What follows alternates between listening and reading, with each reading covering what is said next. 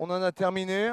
Euh, Avant de vous remercier pour votre attention, je voudrais simplement vous dire que pour avoir entraîné pendant des années des catégories poussin, benjamin, minime, cadet, je ne répéterai jamais suffisamment à quel point j'ai la conviction que le développement technique dans le jeu à vitesse élevée est un passage indispensable et source d'énormes progrès pour nos jeunes joueurs. Je veux vous dire que lorsque je suis allé voir au SMUC, au tournoi du SMUC, donc pas loin d'ici, des équipes de petits jeunes espagnols, en l'occurrence, jouer, ils avaient une telle culture du jeu rapide à 12 ans qu'ils arrivaient à prendre un avantage et à gagner des matchs, à gagner, puisque c'est là-dessus que les entraîneurs sont jugés, malheureusement, dans les catégories jeunes. Malheureusement, parce que je pense qu'il y a d'autres manières d'évaluer le travail d'un entraîneur que simplement savoir si on a gagné le week-end ou pas. Je pense que dans les catégories jeunes, il y a d'autres critères d'évaluation pour le travail qui est fait par les entraîneurs, notamment que deviennent les joueurs une fois qu'ils sont passés par l'équipe que vous entraînez. Ils jouent où l'année prochaine? Déjà, est-ce qu'ils continuent le basket? Est-ce qu'ils jouent dans une équipe du même niveau, d'un niveau inférieur ou d'un niveau supérieur? C'est ça pour moi les critères d'évaluation. Savoir si on a gagné le match contre le voisin le week-end, pour moi, ce n'est pas une évaluation en soi. Pour moi, ce n'est pas une évaluation en soi. J'ai vu ces petits Espagnols, donc, puisque c'est ce qui nous intéresse souvent, gagner des matchs sans faire aucune attaque placée, travailler en termes de système. C'était Badalone. Ils ont joué contre les Minimes France d'Antibes.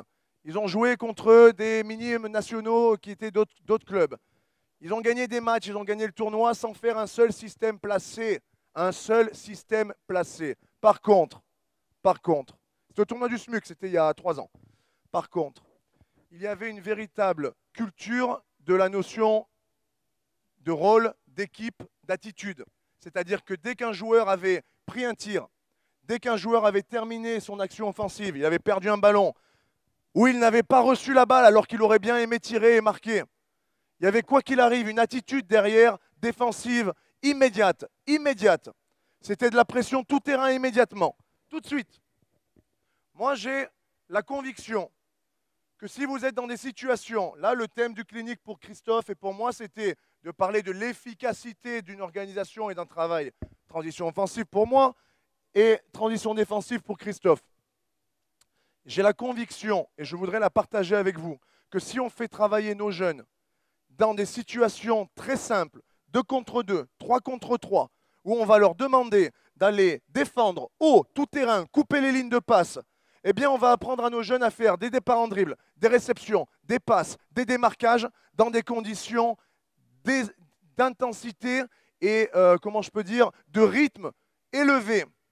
Je peux vous garantir une chose, tout ce que vos joueurs apprendront à faire à un rythme bas, ils peuvent maîtriser énormément de mouvements. Dès que l'intensité va monter, tout ou une grande partie sera effacée par l'intensité du jeu. Tu le vois très souvent dans les catégories jeunes. Des petits qui arrivent à s'exprimer dans des niveaux bas, qui sont dominants techniquement, qui arrivent à placer plein de choses, ils ne savent plus faire un double pas quand le rythme monte un petit peu.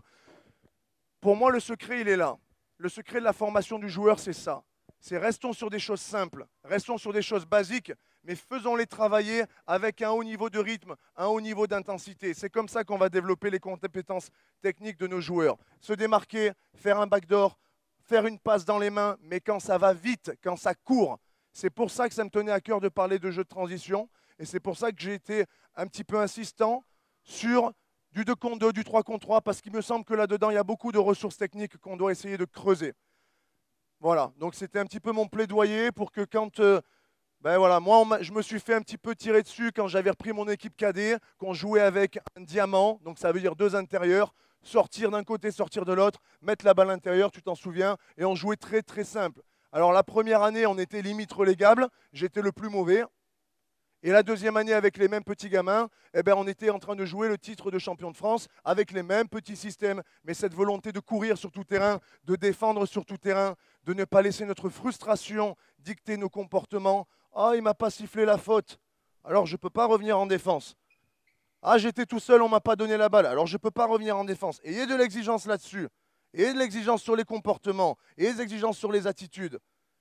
Et là-dessus, vous allez former des joueurs parce que ça part de là-dedans. Ça part de ce qui se passe dans les intentions. Quand ils n'ont plus d'intention de jouer parce qu'ils n'ont pas touché la balle, c'est pas bon. C'est pas bon. D'accord? Développez ça. Essayez d'aller provoquer ça chez eux. Cette envie de dire je mets un peu ma fierté dans la poche et puis je vais mettre de l'intensité et me mettre au service de mon équipe. Avec ou sans frustration. Ça fait partie du jeu. La frustration, elle fait partie du jeu à tous les niveaux. À tous les niveaux. Voilà. Bon courage à vous pour votre saison. Merci de votre attention.